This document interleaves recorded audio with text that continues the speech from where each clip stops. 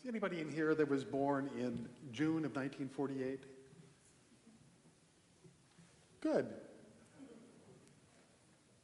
Well, welcome. On that day, or in that month, two magnificent things happened. First of all, you were born. And second of all, Unity Temple opened its doors on June 20th, 1948, for the first time to the public. Now, anybody in here that's around 70 years old, we talk to you and we see you and you look good and it's nice to be around you, but none of us know what it took for you to get to this time and place. All the things you went through, all the problems and the challenges, the upsets, the setbacks, like we all experience. We are here, but our history, for the most part, is somewhat invisible. But it takes a lot just to proceed forward in the game of life. It's the same thing with the Unity Temple. I'd like to take a few moments just to share with you what it took to bring this magnificent temple into existence. Charles Fillmore, in 1929, had a vision to build a beautiful temple on the Country Club Plaza dedicated to his wife Myrtle, who had passed on. He had a vision of what it would be, of how it would be. It was very concise, it was very well defined. He knew what he wanted. When he went out to find a lot to build the temple on, everything was taken except for the land that we occupy right now. Nobody wanted this because the entire north side was on a huge limestone base, but about 20 feet in, it just sunk down into a huge pit that many people thought was bottomless, that it'd be impossible to build on. Charles paid $40,000 for the lot. They let him pay $5,000 a year for 8 years, and so the lot was there. Now, what to do with it? How do you go about building with a bottomless pit? Well, they were building all over the plaza, so he went around to the different places, and they were breaking up limestone in order to put the foundations in. And they were hauling the limestone out to Lee Summit to the quarry. And he said, instead of going all the way out there, just come over and dump your limestone in my pit. And before long, it was filled up with limestone. They filled it up with cement, and it's without a doubt the strongest foundation on the plaza. It never gives way. So they had the lot, and they start the planning. Now, they planned for 15 years. That's how long it took, from 1929 to 1945 when they began construction. They met with the contractor, and he said it's going to cost about $600,000 to build this temple. A lot of money. Back then, a lot of money now. But they proceeded forward. And as soon as they announced the vision of what was to be, $300,000 came in from people all over the world outside the Kansas City area, as far away as South Africa, many European countries.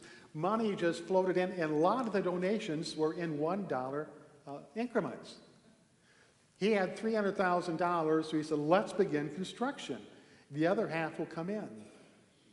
Well, the year after they started, in 1946, the contractor, who worked for Swenson Construction, met with a bunch of men and women one cold, wintry night, and he said, because of the war that we've just been through, the basis by which we can estimate costs is totally obsolete. We have no idea these days what it's going to cost to build stuff, but we know it's not going to be $600,000, it's going to be $1 million to build this. Now, $600,000 was a stretch. They only had $300,000. Now they need $1 million. It was like a heavy weight just came down and shattered the vision and their dreams.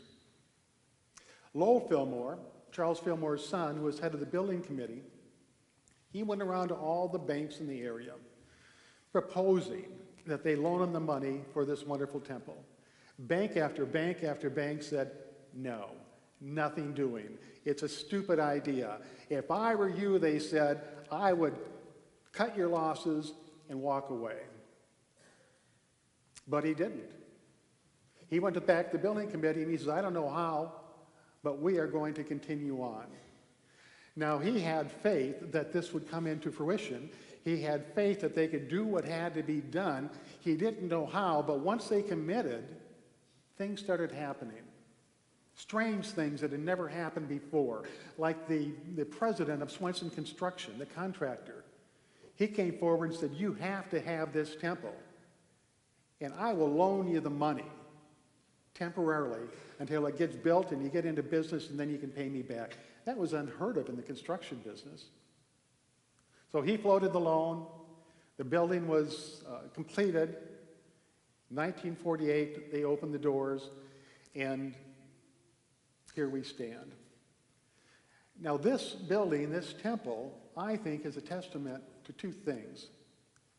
And those two things are what caused this to come into being. The first is faith. Faith that is charged with emotion is stronger than any obstacle that can oppose it. And the second thing is commitment, a strong belief, confidence in the vision. You have the vision, you have the faith, it's going to happen. Now, I tell you this today because it's just one of the many stories that Unity Temple could present to you about the hardships and the problems and the challenges that they went through. You know, a lot of times when I read about it and I think about it, I wonder, would I have just walked away? Would I have said, okay, that's it, I'm gone, because I cannot overcome this incredible obstacle that's in my way? But they persisted. Now, the same faith that was in Charles Fillmore and in Lowell Fillmore and in the building committee is the same faith that's in you. They didn't have any more faith than you do. The same faith that was in our ancestors throughout the history of humanity and the predecessors to this day and age, where the history books are filled with ups and downs, successes and failures, but the faith to move forward and progress. The faith that was in the predecessors is the same faith that's in you and me. Nobody has any more, nobody has any less, nobody is left out. We all have all the faith there is. It's just that at times we turn our focus from the faith that we have, the confidence that we have, to fearful thoughts. Like, I can't do this. It will never happen. That's a stupid idea. I wanted it, yes, but it just isn't to be. Faith with confidence and belief will always create a vision that can manifest. Jesus talked about this all the time. One of the most important spiritual attributes he felt was faith, because faith allows you to walk through life without a lot of fear, without a lot of trepidation, without a lot of worry or anxiety. And he often told his lessons in parables. Now, parables are stories, not necessarily true, but they're stories that have a point to them. They have a lesson to them. They have a moral to the story. In the book of Matthew, there's a story about the disciples. They're out in a boat at night, and all of a sudden a storm comes up. The waves are turbulent. The winds are strong. And the disciples get very, very scared that they're going to die. And then, off in the distance, they see a ghost-like figure walking on the water. And it's getting closer and closer. And the disciple Peter yells out to the ghost-like figure, "Is that you, Jesus? If it's you, Jesus, make it so that I can walk out on the water to you." And Jesus held out his hand and said, "Come to me."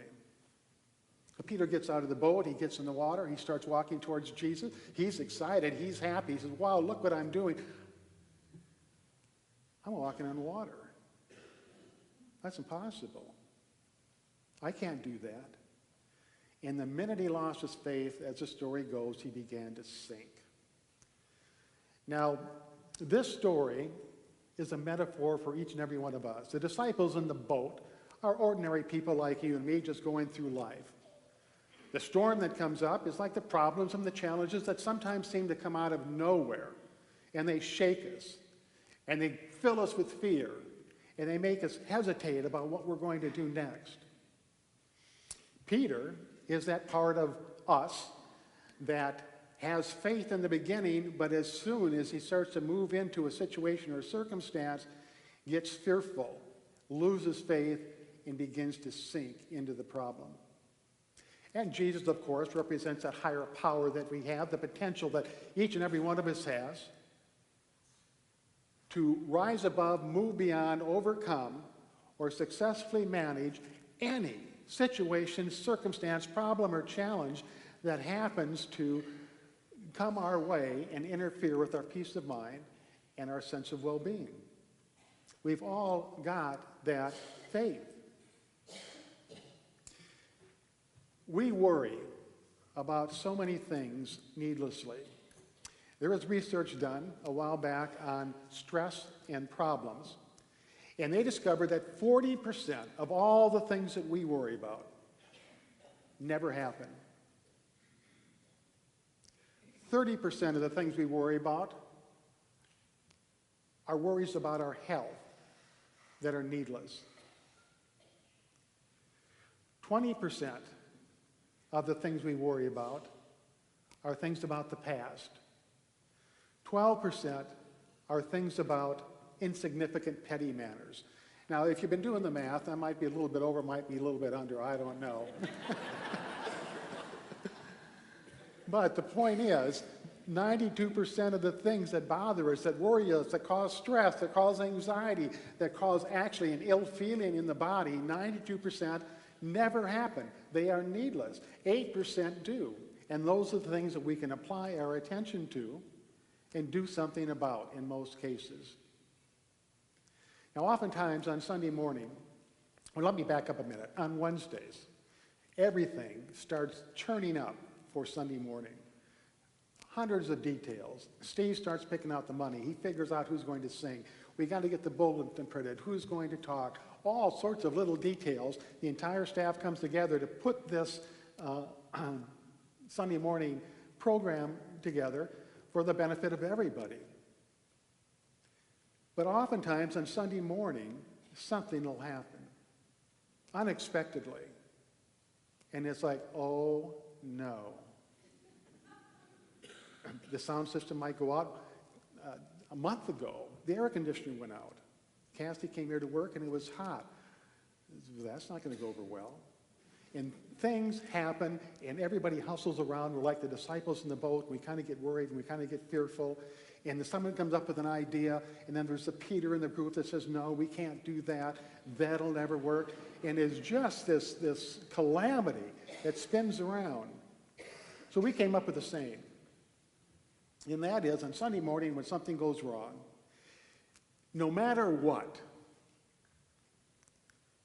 Sunday, 12 o'clock noon is going to come one way or another, and everything will be over. We can count on that. We don't know what's going to happen until then, but up until that time, we'll make do. Now, with faith, there are two things that we have to keep in mind. The first thing is create a vision of how you want your life to be. We spend lots and lots of hours thinking about how we don't want our life to be, or all those things in our life that we don't like, that we resist, that we push away. Instead of focusing on what we don't want, we need to turn and create a vision of what we do want in our lives, whether it's a vision for a day, a vision for a month, or a vision for a year, or a vision for a lifetime. It doesn't make any difference.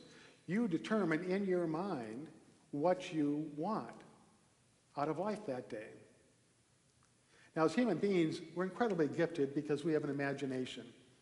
We can create things in our head that don't exist. We can imagine every single thing in this room, whether it's the carpet, the chairs, the lights, the clock, it doesn't make any difference, started out with an idea in the mind of whoever created it or whoever invented it. Everything begins with an idea in the realm of consciousness. And when that is charged sufficiently with energy, it begins to manifest in the world around us. The imagination is a fabulous thing. But we can also use the imagination to worry and create scenarios that aren't what we want. It's like the worst that will happen. And I know every once in a while I'll fall into that kind of a consciousness. I'll think about the very worst that could happen. Oh my, what will happen? It never does. But when I focus on what I do want, whether it's for this church or for myself or for my loved ones, and I move towards that vision with faith, it always seems to work out. It always takes me to something that I envision or something better. So as we sit here today and pay tribute to this beautiful temple that is a testament to faith and is a testament to vision, know that those same truth principles that created this temple that you sit in are the principles that you can use in your everyday life, and you have absolutely everything you need to move forward and capture your dreams or create your visions or do whatever you want with your life. Think about that as we move into meditation.